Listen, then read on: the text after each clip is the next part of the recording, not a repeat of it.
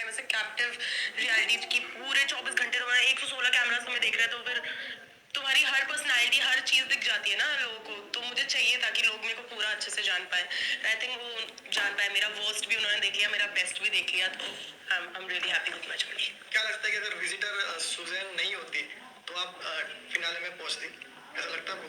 हाँ मतलब ऑब्वियसली क्योंकि वो फाइनल क्रैकडाउन में आई थी, तो उस अगर वो मेरे में नहीं डालती तो मेरा बहुत अच्छा चांस था जीतने का। आई थिंक मैं जीत गई होती उस दिन, क्योंकि जैसा चल रहा था गेम, कोई मुझे और टारगेट नहीं कर रहा था, सिर्फ वही कर रही थी मेरी खुद की विजिटर। और आई थिंक अगर कोई मेरा सैंडबैग्स मेरे ज़्यादा डाल भी देता तब भी मैं होल्ड ऑन कर लेती बहुत लंबे तक। मैंने उस दिन, क्योंकि मैं पूरा उससे गई थी कि नहीं मेरे को फिनाले जाना है, मुझे जीतना है, मुझे जीतना है, तो वो था मेरे अंदर। बट ठीक है, किस्मत। वो अनफेयर भी होता है क्योंकि सबके विजिटर्स मतलब दोस्त आए और आपके दुश्मन, अनफेयर लगा आपको? अब देखो वो सब मैं नहीं बोलूंगी, क्योंकि शो का पार्ट है जो भी है। विकास जी भी आए थे, वो भी उनके दुश्मन ही थे, बट वो विकास जी के ऊपर है, उन्होंने वैसा नहीं किया। तो अगर सुजैन भी आई थी और आई थिंक मैंने बहुत ऐसा सुना भी है उसको कि उसने बाहर भी ऐसे बोला कि मुझे हेट मिल रही थी, मुझे वो कम करवानी थी, तो उसके पास एक गोल्डन अपॉर्चुनिटी थी, वो कर सकती थी। अगर मैं उससे एक दिन पहले लड़ी भी हूँ तो उसके एक दिन बाद वो आकर और भी बड़ी इंसान बन सकती थी कि भाई तू मुझसे लड़ी है पर मैं तेरे को जिताऊंगी, ऐसे करके।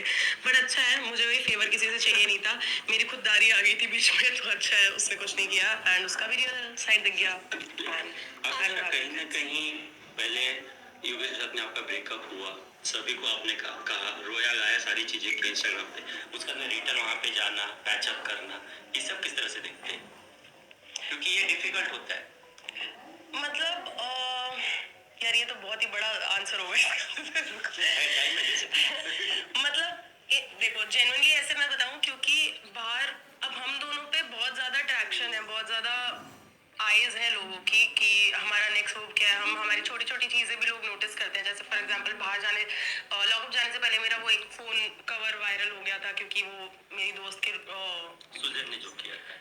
नहीं नहीं वो नहीं, आई थिंक शुभांगी मेरी और योगेश की म्यूचुअल फ्रेंड है, उनके घर पे हम थे। तो योगेश अपनी कोई वीडियो शूट कर रहा था और मैं अंदर थी, मेरा फोन बाहर चार्ज हो रहा था, और तब किसी को पता नहीं था कि हमने मतलब हम कॉर्डियल हो गए हैं, हमारी मतलब बातें हो जाती हैं बीच बीच में, क्योंकि हम सेम बिल्डिंग में रहते हैं, हमारे दोस्त सेम है, तो कभी कभी हम ऑब्वियसली भिड़ जाते हैं एक दूसरे में। एंड हमारी बाद में बातें होने लग गई थी फिनाले के बाद, क्योंकि बहुत सारी चीजें हो गई थी, उसको इतनी हेट मिल रही थी, मुझे भी बहुत हेट मिल रही थी, तो हमारी कुछ कुछ बातें होने लग गई थी। बट लड़ाइयाँ भी हमारी बहुत होती थी, और मैं ही ज्यादा करती थी, क्योंकि मेरा वो अभी तक गया नहीं था, कि गुस्सा मेरा इतना गया नहीं था। तो हर छोटी छोटी, अगर हम साथ में भी बैठे हैं दोस्तों के साथ, तो ताने वो सब चलता रहता था, तो इतना कुछ वो फिक्स क्लियर नहीं हुआ था हम दोनों के बीच में। बट देन मुझे पता चला कि उसको भी लॉकर का ऑफर आया है, तो आई थिंक एक छोटा सा पार्ट ऑफ द रीजन ये भी था कि अब हमें ऐसे दुनिया के सामने ऐसे हर चीज छुपानी नहीं पड़ेगी, जो भी है वो खुला दिख जाएगा। अभी जैसे जो भी रिलेशन हमारा, जो भी हम दोस्त हैं, जो भी है, जितना हमारे बीच में चीजें ठीक हुई हैं, जितनी पहले खराब थी, हर चीज की बात शो में हो चुकी है। अब मैं वो नहीं देखा मैंने कि कितना उन्होंने दिखाया कितना नहीं, मैं तो सब करके आ गई कि भाई इसके बाद मेरे को कोई इंटरव्यू में ना पूछ ले कि आपने ये क्यों बोला, ये क्यों किया, यहाँ क्यों थे, वहाँ क्यों थे। तो क्योंकि मैं भी थक गई थी, हर जगह का मुझे स्क्रीनशॉट दिखाना पड़ रहा है, टाइम एंड डेट का, वो सब ऑब्वियसली तुम नहीं चाहते कि इंडस्ट्री में हर चीज, छोटी छोटी चीज जस्टिफाई नहीं करना चाहते। तो शो से निकल के आई थिंक अब हम थोड़े ज्यादा चिल हो गए हैं उस चीज के लिए। अब we can work also together. पहले इतने सारे प्रोजेक्ट्स थे जो हम नहीं कर पाते थे, और जो कभी हमें करने भी नहीं थे, ऐसे हम सोचते थे कि नहीं करना, हम दोनों एक दूसरे के खिलाफ थे। बट देन उसके बाद ऐसे हो गया था जब कॉर्डियल हो गए थे कि मतलब इतना कुछ हमारे बीच में बीफ है नहीं, बट क्योंकि लोग क्या परसेप्शन बनाएंगे उस चीज को लेकर हम रियल साइड अपनी बाहर निकाल ही नहीं सकते थे। तो आई थिंक वो चीज अब हट गई है। अब थोड़ा वी कैन वो किस तरह से फील कर रहे हैं आप कहीं ना कहीं?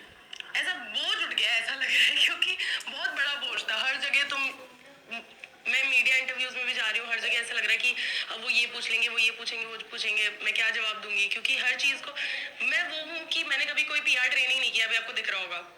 तो मुझे नहीं चाहिए कि मैं कोई इंटरव्यू में जाने से पहले सोचूं कि उन्होंने ये पूछा तो मैं क्या जवाब दूंगी, ये करूंगी। मेरे जो दिल में आता है मेरे को मुंह पे रखता है, चाहे वो गलती क्यों ना हो, और उस गलती से मैं बाद में सीख जाऊंगी। तो आई थिंक ये रियल साइड ही लोगों ने मेरा पसंद किया था, तो मुझे वो चेंज नहीं करना। इसलिए मैं सोचती थी कि वो जो एक वो थोड़ा सा बर्डन आता था कि यार ये वाली चीज़ मुझे छुपा के रखनी है या फिर ये वाली चीज़ के लिए मुझे क्या जस्टिफिकेशन देनी है, क्योंकि लोग तो बात का बतंगड़ बना चुके थे मेरा कि मतलब मुझे बहुत नाम पुकारे उन्होंने। मैं लॉकअप में भी गई थी तो मुझे नहीं लगा था मेरा टैग बेवकूफ़ होगा, मुझे लगा था मेरा कुछ जो मैंने बताया, हाँ, कुछ बहुत ही गंदा होगा, जो कि मुझे बहुत ज़्यादा इंटरनेट में बोल रहे थे तब तो। बट देन पता नहीं बेवकूफ़ तो कहीं रखा था, वो मुझे आज तक समझ नहीं आया। Anyway, आकांक्षा जी, आपके फैंस सोशल मीडिया पे बोल रहे हैं कि आप डिजर्विंग थी, तो क्या कहना चाहोगे उनके लिए मैसेज की, उनको मतलब कैसे जस्टिफाई? मेरे फैंस बोल रहे हैं, या आई थिंक मैं भी यही मानती हूँ बट क्योंकि जेन्युइनली मैंने अपना अंदर हर जगह जहाँ मेरे को अपना पॉइंट ऑफ व्यू रखना था मैंने रखा था। मैंने सारे गेम्स खेले थे, मैंने हर जगह अपना पूरा 100% दिया था। बीच में तो ऐसे भी हो गया था, मैं सच बोलूँ तो जब मैं सीक्रेट रूम से बाहर आई थी तो मुझे ऐसे लगा था, क्योंकि अब मुझे इतने सारे लोग देखते हैं, इतने सारे लोग लुकअप टू करते हैं, तो जो मैंने वो पानी वानी डाला वो मुझे नहीं करना है, ऐसे प्रमोट की नहीं करना चाहिए। तो फिर मैंने सोचा कि ये जो गुस्सा है, जो गुस्से में मैं अपना आपा खो देती हूँ, वो मुझे कंट्रोल करना चाहिए। तो सीक्रेट रूम में मैंने सबके बारे में इतनी मतलब सबने मेरे बारे में बहुत बुरी बुरी बातें बोलती, जैसे शिल्पा जी, श्रेया ने तो